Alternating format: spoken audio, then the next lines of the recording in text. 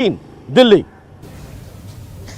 धर्म संसद में कई तरह की तकरीरें दी गई, नफरत अंगेज तकरीरें दी गई और मुसलमानों के खिलाफ जहर अफशानी हुई। आपको बता दें कि हरिद्वार धर्म संसद में नफरत अंगेज तकरीर के मामले में सुप्रीम कोर्ट ने उत्तराखंड हुकूमत को नोटिस जारी किया है। अर्जी गुजार ने इस मामले में अदालत से रहनुमा खतूत जारी करने की गुजारिश की है।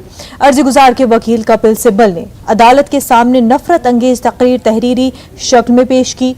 कपिल सिब्बल ने इस मामले में अदालत से जल्द कदम उठाने की अपील भी की।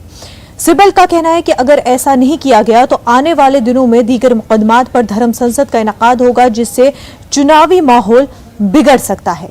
इस मामले पर अगली समाअत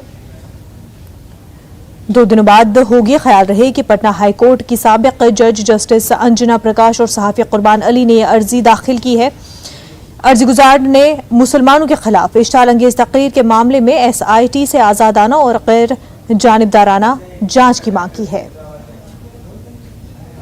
संसद के आयोजन के खिलाफ सुप्रीम कोर्ट में दाखिल याचिका पर अहम सुनवाई हुई। मामले की सुनवाई के दौरान वरिष्ठ वकील कपिल सिब्बल ने कहा कि इस पूरे मामले में सुप्रीम कोर्ट के द्वारा अहम निर्देश जारी किया जाए। हालांकि इस पूरे मामले में अभी तक कोई गिरफ्तारी नहीं की गई है। बहरहाल इस मामले में सुनवाई के दौरान सुप्रीम कोर्ट ने केंद्र सरकार और उत्तराखंड सरकार को नोटिस जारी किया है। वहीं मामले की सुनवाई के दौरान कपिल सिब्बल की तरफ से यह भी कहा गया कि भड़काऊ भाषण को लेकर सुप्रीम कोर्ट को गंभीर कदम उठाने की आवश्यकता है। बहरहाल सुप्रीम कोर्ट ने यह कहा कि इस पूरे मामले में अभी राज्य सरकार को सुनना है, लिहाजा इस पूरे मामले में केंद्र सरकार और राज्य सरकार को नोटिस जारी किया गया है। देखना बेहद अहम होगा, जब इस पूरे मामले में सुनवाई होगी तो केंद्र सरकार और उत्तराखंड सरकार की तरफ से सुप्रीम कोर्ट में क्या कुछ जवाब दाखिल किया जाता है। कैमरामैन जगदीश गौतम के साथ सुशील पांडे, न्यूज़ 18 दिल्ली।